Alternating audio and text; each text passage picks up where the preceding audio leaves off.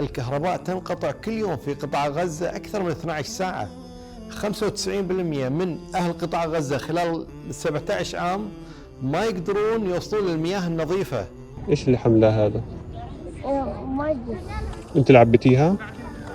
آه، من وين عبيتيها؟ من دعبة من عند السنية. طب عيد هذاك المكان، لحالك شلتيها وحملتيها؟ لحالك؟ المرأة اللي ترجف وتقول أخذت 580 إبرة حتى أنجب هذا الطفل.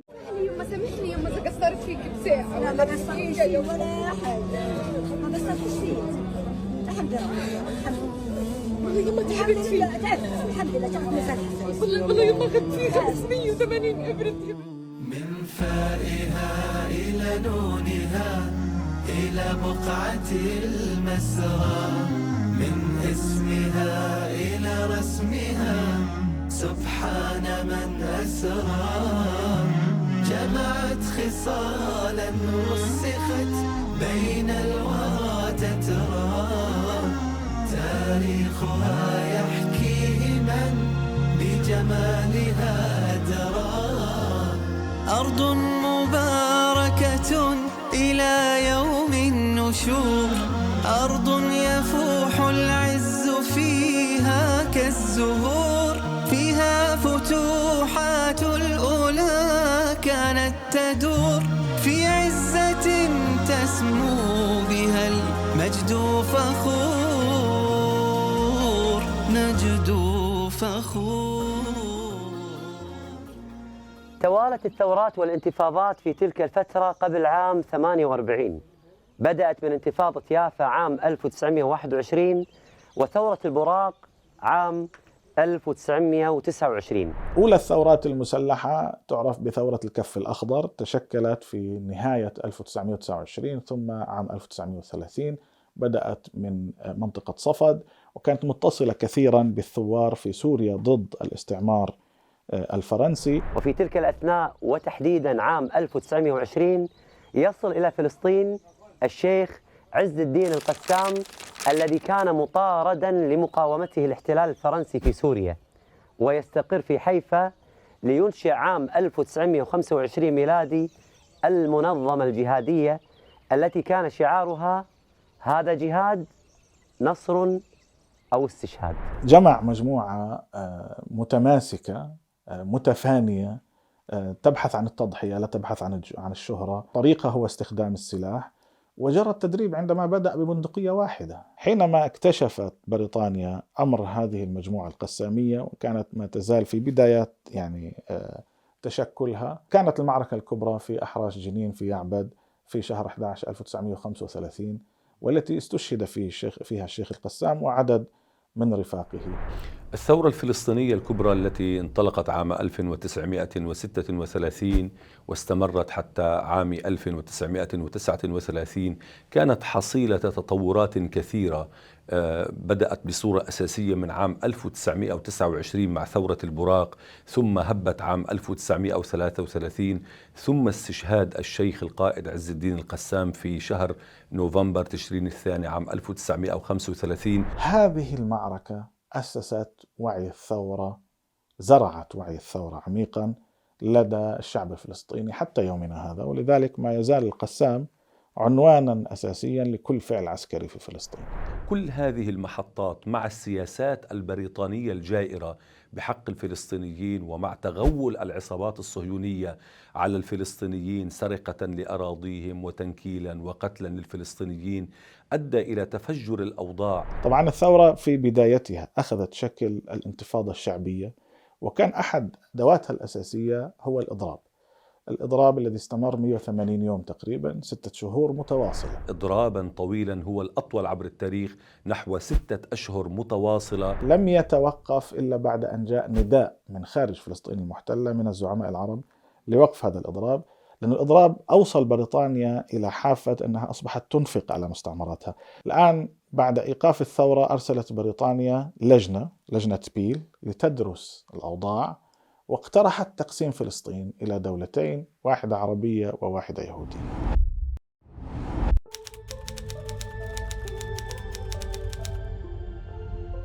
النماء الخيرية لديها مشاريع في فلسطين، مشروع التآخي، كفالة الأسر وكفالة الأفراد. كفالة الفرد 25 دينار وكفالة الأسرة 65 دينار. كل أسرة كويتية تكفل أسرة فلسطينية. تعالي يا عمو، تعالي تعالي انت. كم نفر انتم؟ 8. يكفيك طيب هذا؟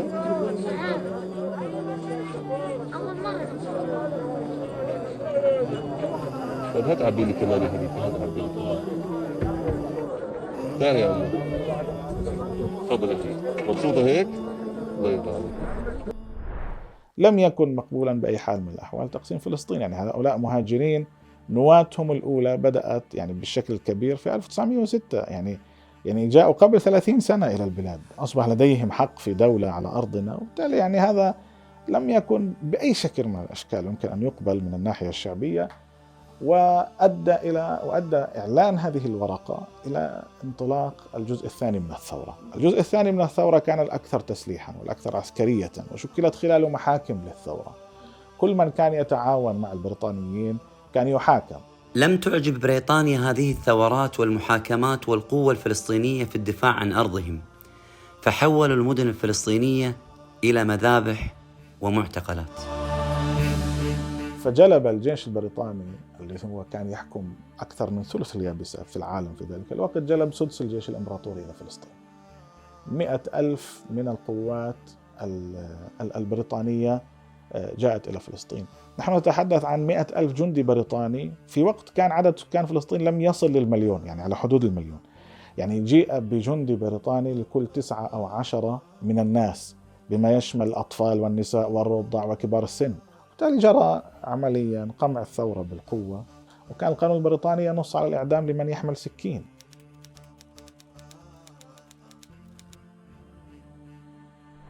القرار 181 يسمى قرار تقسيم فلسطين، صدر في 29 من شهر تشرين الثاني نوفمبر عام 1947 عن الجمعية العامة للأمم المتحدة. وبتفاؤل حذر أتى العرب إلى الأمم المتحدة لمنع قرار يقتضي بتقسيم فلسطين إلى شطرين، عربي ويهودي.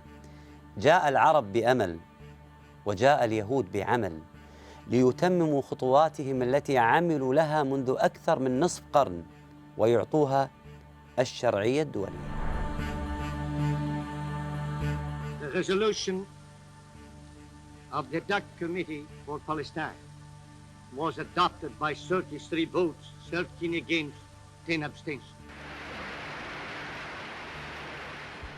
وأعطى لليهود نسبة 55% من مساحة أرض فلسطين، وأعطى للفلسطينيين نسبة 44% فقط، وبقيت مدينة القدس وبيت لحم، هذه المدن التي تضم الأماكن المقدسة الإسلامية والمسيحية، بقيت تحت إشراف دولي. من تلك النقطة اعتبر الكيان الصهيوني والحركة الصهيونية أن هذه النقطة المشروعية لتأسيس الدولة، أن هذا الكيان الصهيوني قد اكتسب مشروعية دولية بناء على قرار التقسيم 181 لعام 1947، رغم أن الكيان الصهيوني يرفض تنفيذه حتى اليوم، ويعتبر أن الحدود التي في هذا القرار ليست ملزمة، لكن المشروعية التي في هذا القرار هي الملزمة. وهذا القرار لم يراعي حقيقة الحقوق الفلسطينية والوجود الفلسطيني، وأن وجود اليهود كان أقلية في فلسطين في ذلك الوقت، وأنه حتى مساحة الأراضي التي كان قد استولى عليها اليهود في ذلك الوقت كانت قليلة جدا جدا في مقابل ملكية الفلسطينيين للأراضي.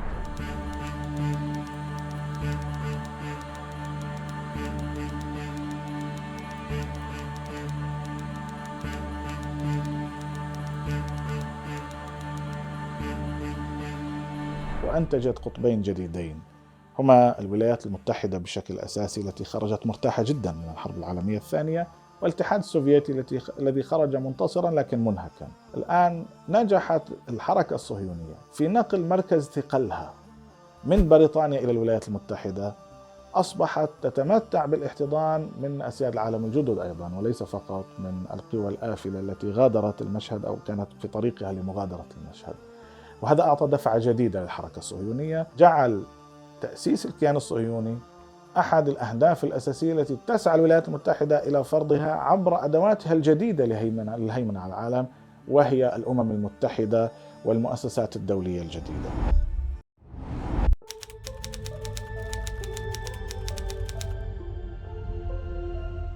خاصة وأن الصهاينة يستهدفون الأطفال والمدنيين والمستشفيات والمدارس، والقانون الدولي يمنع ذلك.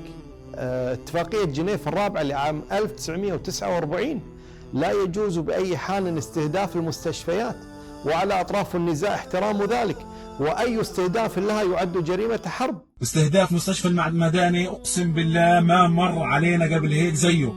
أكثر من 1500 بني آدم كان في ساحة المستشفى، الصاروخ نزل بينهم، وجدنا مئات الجثث على الأرض. في ناس من كتر ما الضربة كانت قوية ملزقين في حيط المستشفى، طايرين في سقف يعني المستشفى طويل، المبنى تاع المستشفى طويل، كانوا طايرين، جثث مرمية في كل مكان، جثث طايرة في برا المستشفى.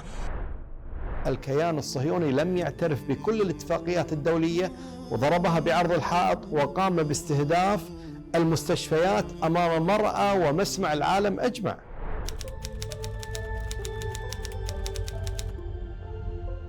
عام 1948 بدأت تتبلور نواة منظمة الجهاد المقدس التي قادها القائد عبد القادر الحسيني، وبدأت عملياتها ضد الجماعات الصهيونية قبيل إعلان دولة إسرائيل على أرض فلسطين عام 1948 ميلادي. ولكل زمان رجال باعوا أنفسهم لله سبحانه وتعالى، ومنهم الشيخ عبد القادر الحسيني قائد منظمة الجهاد المقدس. قرر الصمود وشن الهجمات العنيفة على قوافل الصهاينة في منطقة باب الواد. مرت الليالي والأيام بمعاركها حتى تم تحرير قرية القسطل، وانتصر انتصارا باهرا على الجماعات الصهيونية، وسقط عبد القادر الحسيني شهيدا تاركا أثرا من البسالة والتضحية على أرض فلسطين المقدسة، ودفن خارج السور الغربي للمسجد الأقصى المبارك. وبعد يومين تقريبا على استشهاد عبد القادر الحسيني اقتحمت العصابات الصهيونية قرية دير ياسين وقتلوا معظم سكان القرية، مرتكبين مذبحة بشعة راح ضحيتها 250 طفل وامرأة، لتبدأ سلسلة من المذابح الوحشية بما في ذلك مذبحة عين الزيتون ومذبحة الطنطورة وغيرها. وبهذه الطريقة ترك الفلسطينيين قراهم بشكل مؤقت على أمل العودة بعد دخول الجيوش العربية وانتهاء الحرب، ليتم بذلك تفريغ الأرض بالقوة من أكثر من 200 ألف فلسطيني تم تهجيرهم قبل قيام دولة الكيان الصهيوني. وكانوا يتعمدون إذاعة ما يحصل في هذه المجازر ونشرها من باب ترويع الفلسطينيين ودفعهم إلى الهجرة خوفا وفزعا، لأنه كانوا عزلا في ذلك الوقت. الكثير، غالبية الفلسطينيين كانوا عزلا في ذلك الوقت.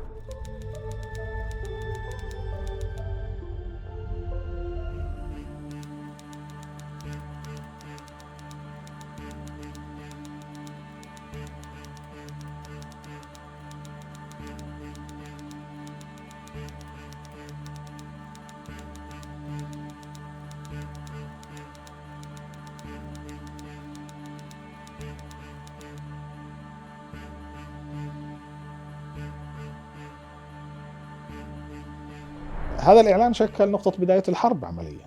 هو عندما أفصح عن هذا الكيان السياسي، هذا الذي أدى إلى دخول الجيوش العربية إلى المعركة أو الجزء الثاني من الحرب، وضمن للصهاينة أنه من هذه النقطة يجري التعامل معهم برعاية أمريكية باعتبارهم دولة. هذا التاريخ أصبح تاريخا مفصليا يسمى النكبة، لأنه يشير إلى التداعيات الكارثية ليس على الشعب الفلسطيني وحده بل على الأمة العربية والإسلامية، لأن هذه المرة الأولى من بعد الحروب الصليبية الفرنجية تخسر الأمة الإسلامية من جديد فلسطين، وتخسر القدس، وتخسر حقها الحصري الأصيل بهذه المنطقة العزيزة المباركة أي فلسطين.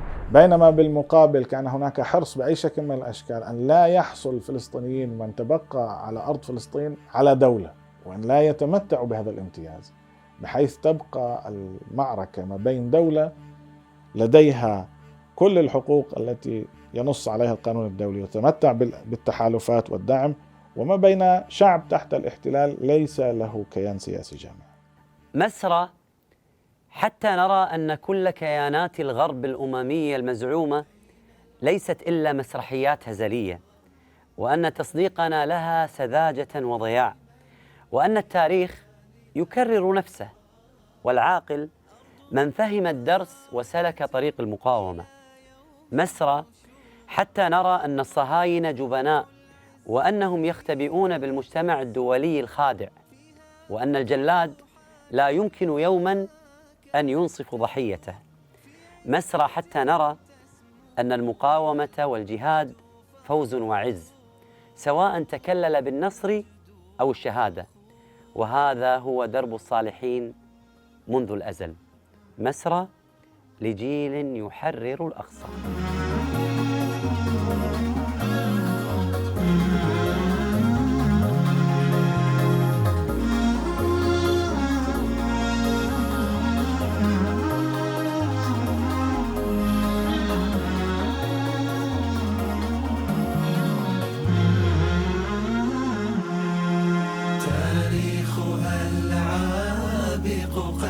أزكى الزمان ثرى قدسية الأخبار لا سيف بها يروى فيها جميع الأنبياء صلوا وزد أمرا لم يجتمع في غيرها سرا ولا جهرا. المجد للأقصى